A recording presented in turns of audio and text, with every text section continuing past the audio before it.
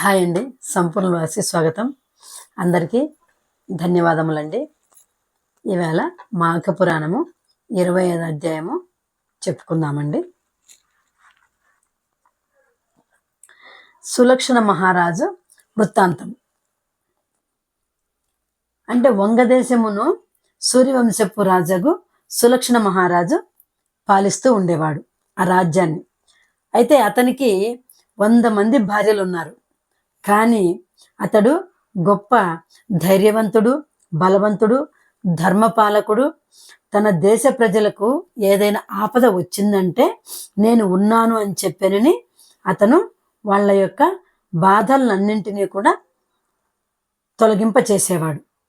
ఈ సులక్షణ మహారాజు ఎంతటి రాజాది రాజైనను కూడా అతనికి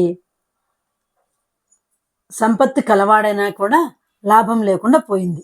ఎక్కువ ధనవంతుడైనా కూడా ఏంటంటే అపుత్రస్య గతిర్నాస్తి అనున్నట్టులా పుత్ర సంతానం లేకపోవటచే తనకు గతులు లేవు కదా.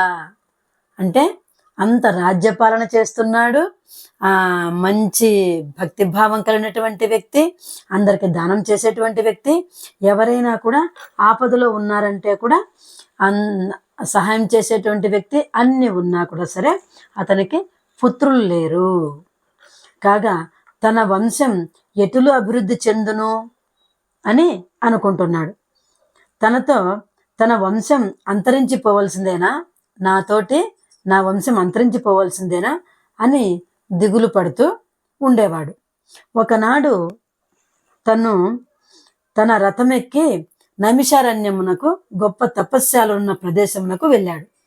అచట తపోధనులందరూ తపస్సు చేసుకుని చుండిరి.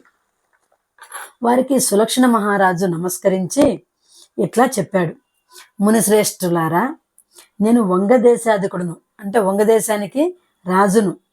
నా పేరు సులక్షణుడు అంటారు. నాకు 100 మంది భార్యలున్నారు. అయిననేమి ఒక్క సంతానమైనను కలగలేదు.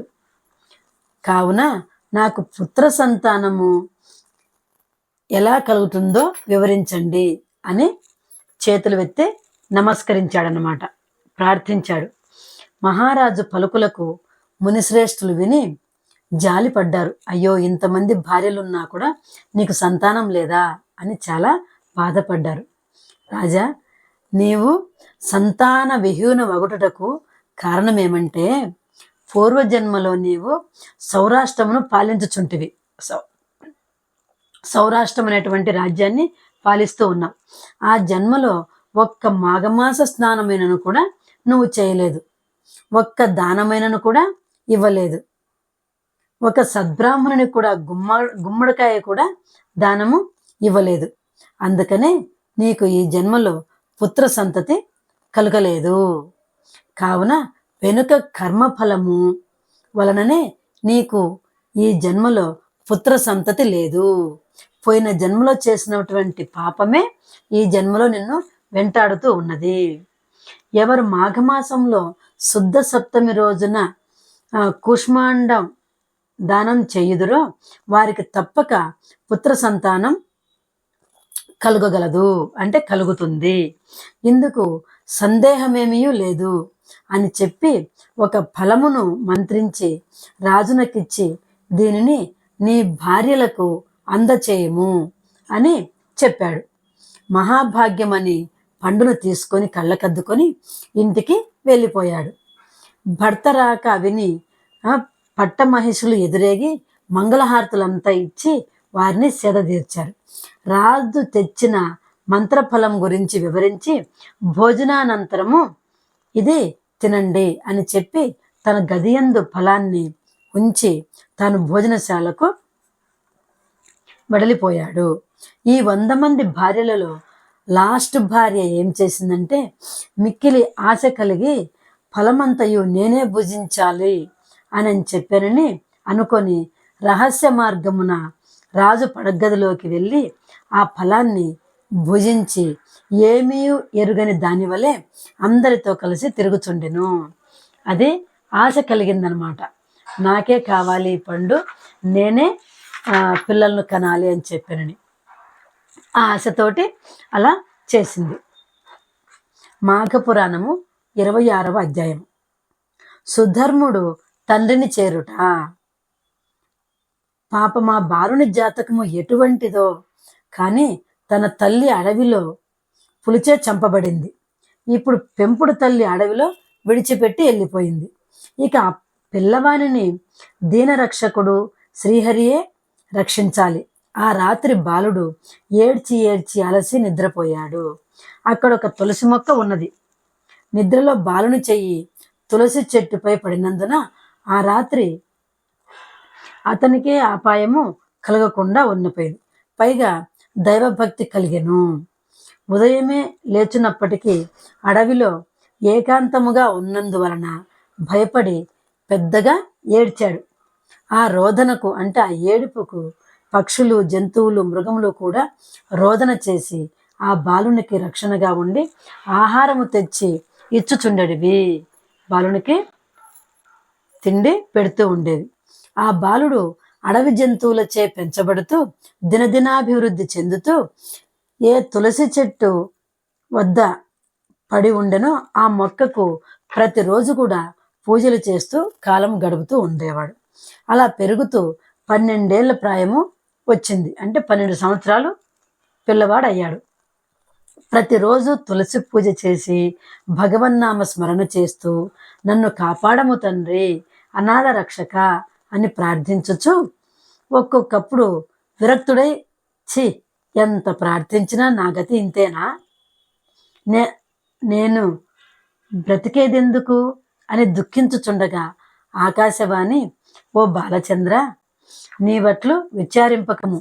నీ సమీపముననే ఒక కోనేరు ఉన్నది.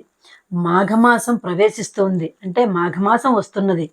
అందుచే నీవు ఆ సరస్సులో స్నానము చేసిన ఎడల శ్రీమన్నారాయణుడు నీకు ప్రత్యక్షమవుతాడు అని పలికిన మాటలు ఆకాశము నుండి వినిపించినవి ఆ బాలునికి. వెంటనే ఆ రాజకుమారుడు సరోవరమునకు వెళ్ళి మాఘమాస స్నానము చేసి శ్రీహరిని ప్రార్థిస్తూ ఉన్నాడు. ఈ బాలుని నిష్కలంక భక్తికి, నిర్మల హృదయానికి లక్ష్మీనారాయణులు ప్రత్యక్షమై అతనిని దీవించి, బాలక నీకేమి కావలేనో కోరుకొనుము అని అన్నాడు. ప్రభు, నాకు తండ్రి ఎవరో తల్లి ఎవరో తెలియదు. నాకు ఆలనా పాలన చేయు వారెవరనో లేరు. పుట్టినది మొదలు కష్టములే తప్ప సుఖాలు అనేటువంటివి నేను ఎరుగను. ఈ వచనములే నన్ను రక్షించి పోషించుచున్నవి.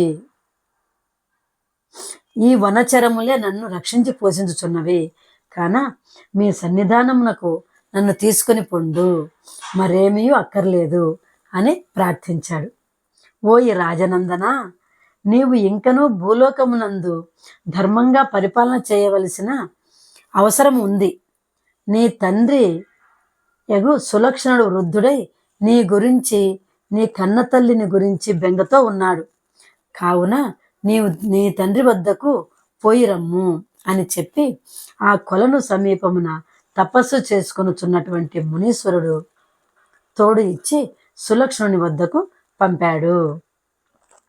అప్పటికే సులక్షణుడు తన కడసారి భార్య గర్భవతిగా ఉండి ఎటుపోయెనో, పుట్టిన బిడ్డ ఏమాయనో అని తన రాజ్యమంతయు వెతికించి తానును వెతికి వారి జాడ తెలియనందున విచార మనస్కుడై రాజకార్యంలో చూడకుండా ఉండిపోయాడు. అటువంటి సమయములో ముని వెంట కుమారుడు వెళ్ళెను.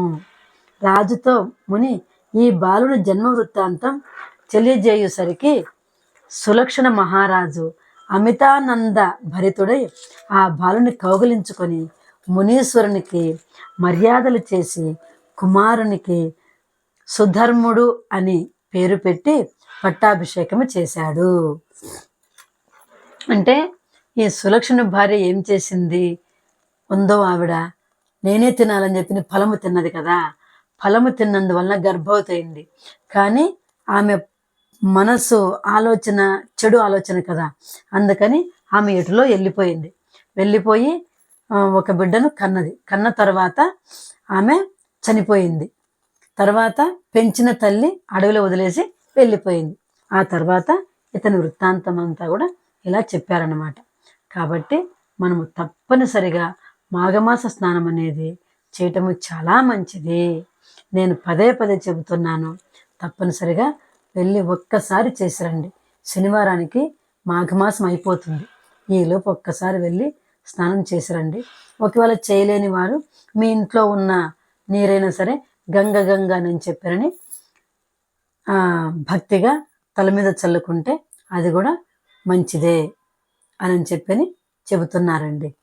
కాబట్టి అలా అయినా చెయ్యండి. ముసలి వాళ్ళు వెళ్ళలేని వాళ్ళు ఉంటారు కదా, వాళ్ళు అలా చేసినా మంచిదన్నమాట. మరలా 27వ అధ్యాయంతో మీ ముందుకు వస్తానండి. అంతవరకు సెలవు. ధన్యవాదములు.